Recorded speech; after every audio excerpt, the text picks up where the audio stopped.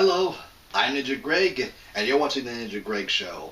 And I'm still fighting off the same bug I had last week, but I was getting better, but I've taken a little bit of a step backwards. But so still sick, but not too sick that I can't do this. I mean, there's no way I was gonna let this slow me down, especially when I'm already behind on my projects. And after all, the word ninja means one who endures. So I'm not gonna let a couple of coughs and sniffles stop me from making up for a time I missed out on when my computer was out of commission. That I couldn't really control, but this I can. Anyways, this is my review of Hotel Transylvania 1 and 2. So first, Hotel Transylvania is about Count Dracula building a secret hotel castle where monsters can come and stay in a place that's kind of a safe haven for monsters and free from human persecution. But it also serves as a means of hiding his only daughter from the cruel human world. But things go south when a woman named Johnny finds his way into the hotel. So now Drac has to kind of fight a two-pronged battle from keeping Johnny's identity a secret from not only his hotel guests, but Mavis as well. And it's not made any easier when the monsters at the hotel kind of take a liking to Johnny, assuming he's a relative of Frankenstein. And when him and Mavis meet, it's literally love at first sight. Add on top of that the daily stress of having to run a business like a hotel and planning Mavis's birthday party. And the monsters keep insisting, much to Dracula's annoyance, that Johnny has some really good ideas and he could be really helpful for planning the party, which Dracula, of course, doesn't want him to be any part of. He just wants him out of the hotel as quickly as he can be. So one thing the movie does really well is conveying that struggle that Dracula has going on with trying to, number one, keep the plans going for Mavis's birthday party, keep his hotel running smoothly, keeping Johnny's identity secret from all the monsters for not only fear of his guests, but what those guests might do to Johnny if they find out he is a human and not really a monster. So I really think they convey not only that struggle, but later on we see his reason for that struggle.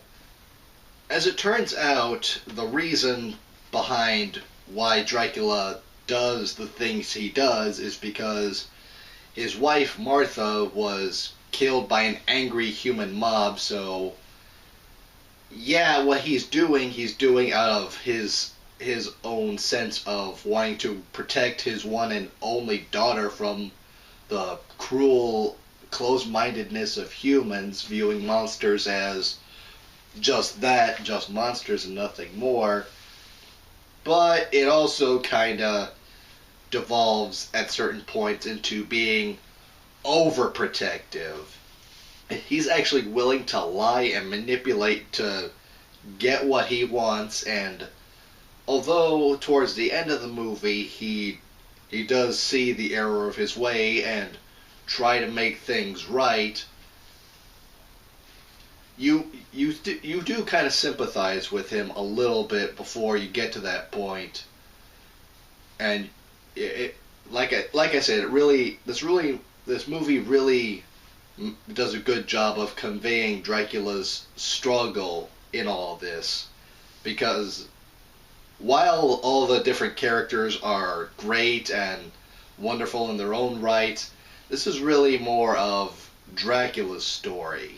It's kind of from his perspective, it's his ordeal, his problems. And I think this movie did a really good job of capturing that. And the humor in this is really good, mostly because, well, it's basically an animated, kid-friendly Adam Sandler movie instead of the, typical live action, typically made for adults Adam Sandler movie. And the reason why I think that the humor and dialogue works so well is because it really seems like these people are friends, and so any dialogue they have between them just kind of feels natural, and any humor from any situation just kind of flows naturally from the surrounding and the timing and the whatever situation they had been put in. So it feels very natural and not at all forced, like a funny family reunion. And if any of you have big families, you probably know what I mean.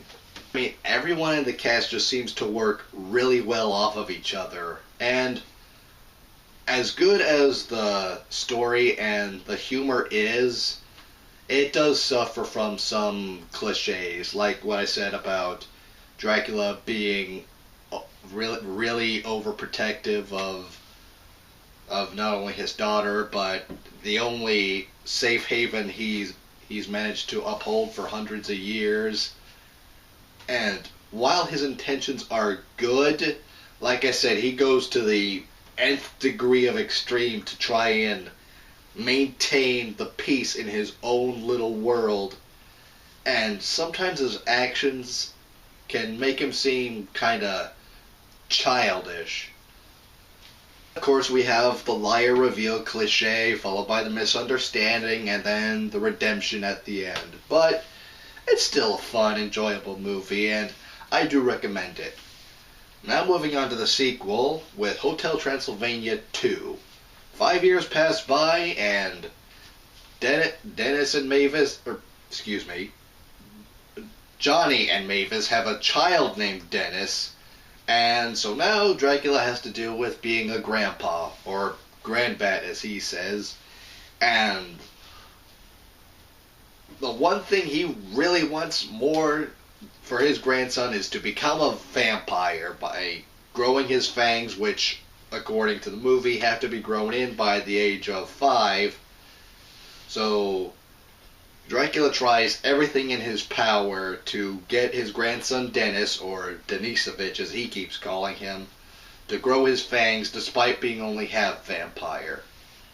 Not a lot to say in regards to the positives and negatives of this movie, because honestly it hits a lot of the same notes. The execution feels a little bit weaker, I think. With the first one, yeah, Dracula realized he was wrong and he made everything right. And in this one, yeah, he still lies and manipulates to try desperately to get what he wants, and he eventually does get what he wants. So, yeah, despite that somewhat flawed ending, I think, it's still pretty fun, and it's just as enjoyable as the first one. So yeah, that's Hotel Transylvania 1 and 2. I recommend both, especially if you want something kind of monster related to show the kids for this coming up Halloween, but not overly scary. It's just something kind of Halloweenish, especially if you've got like littler kids and you don't want to completely traumatize them with something really frightening. This will be perfect for them.